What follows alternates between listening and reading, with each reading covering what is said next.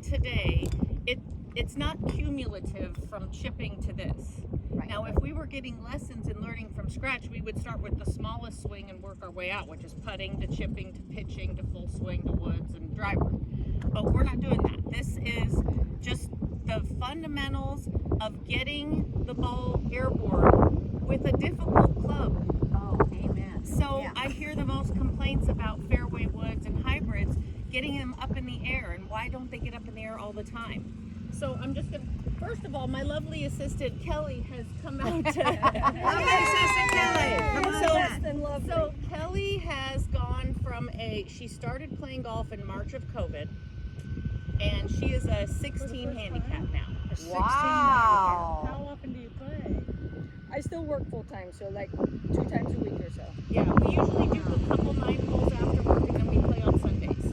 Wow. So it's not a lot, but it's just focus, and really golf is about the positions that you get into. It's not about how strong you are or how tall you are or any of that stuff. We all can be the same. Golf is a great equalizer of a sport. Okay, so what I'm going to tell you now, and Kelly's going to demonstrate as we go, but I want to describe what the difference of these are. Yes. Fairway wood, probably the hardest club to get up in the air in your bag. Is that AKA 3 or 5? It can be either. Oh. So the 3 wood, as you see, it has very little loft. So getting this puppy up in the air is tough. How do you tell it has very little loft?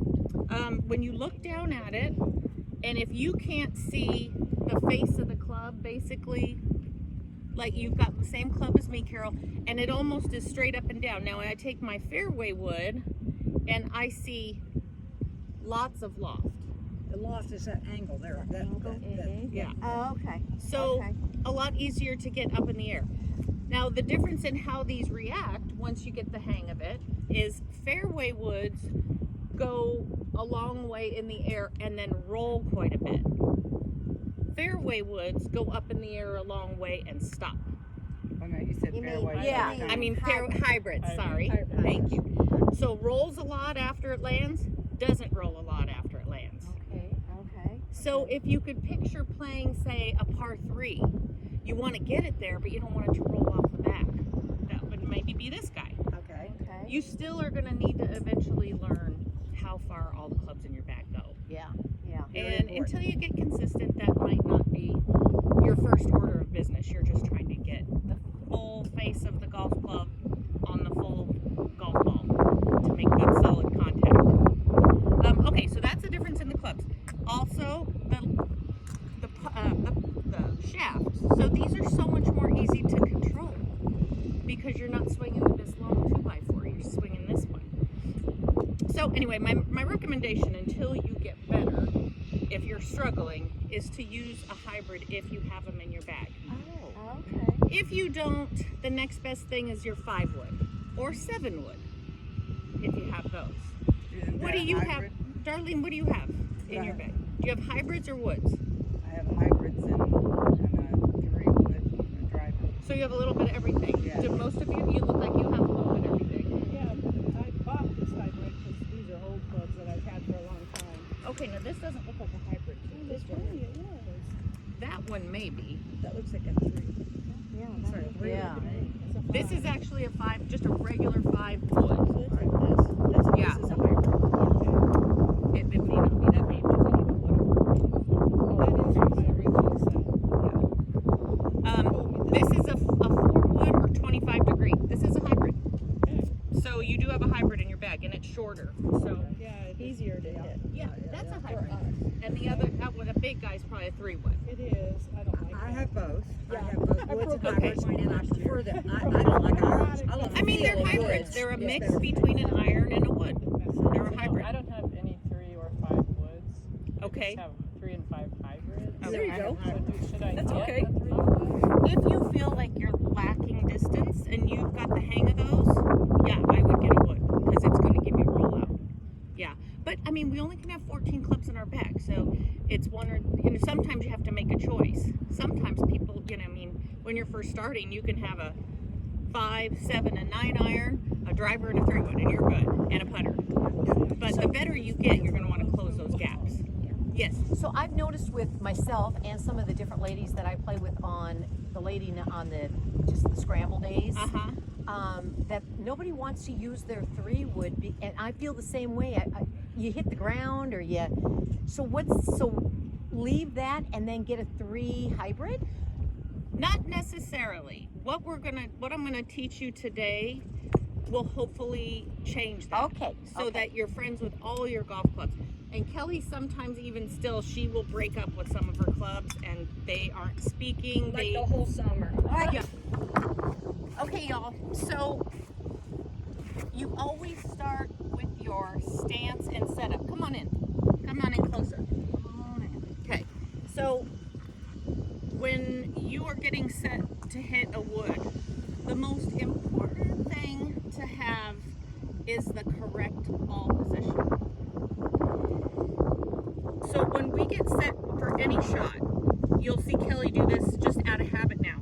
You start with the ball in the center of your stance with your feet closed. Depending on what the club is depending how far each one of these guys move. But at least this way you know where the middle is. Okay? So for today, we want the ball positioned to the left of center. If you're right-handed. Okay. So, Are we all right-handed? Everybody right-handed? Yep. okay, good. So left of center. For a left-hander, it'd be right of center.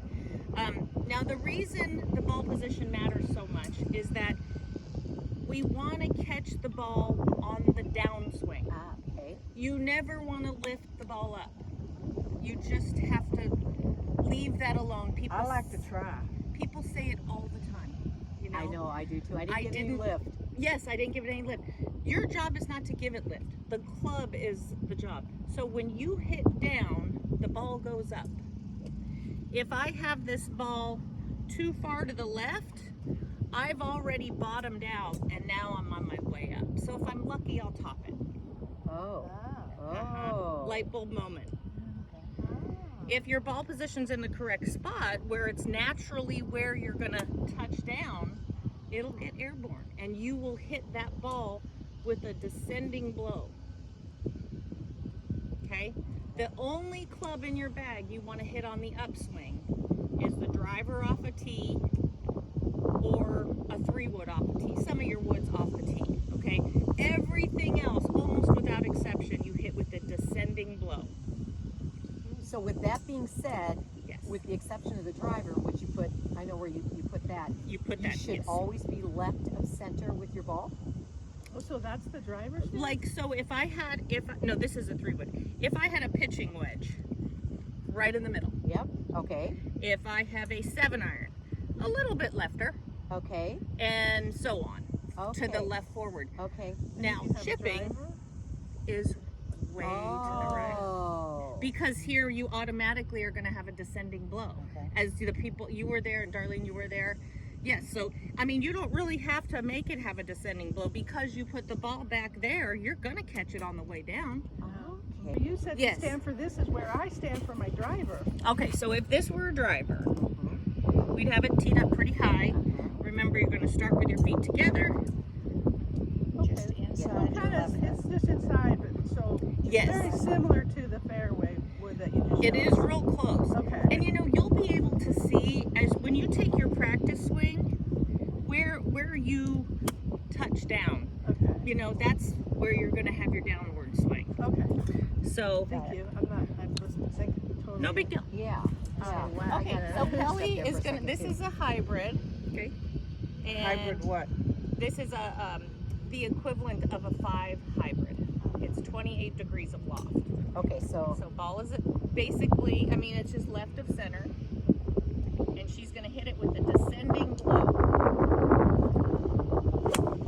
Hitting with a Okay. descending blow.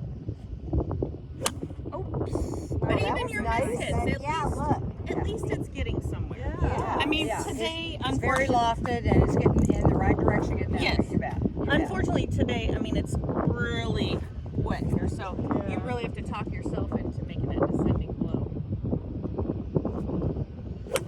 There you go. oh, that was really nice. So Yeah, that 5 hybrid, 135. 135. wow. So you know that how far. And you isn't that nice when Oh, I you ask bet. you how far you hit your pitching wedge, you say, Yeah.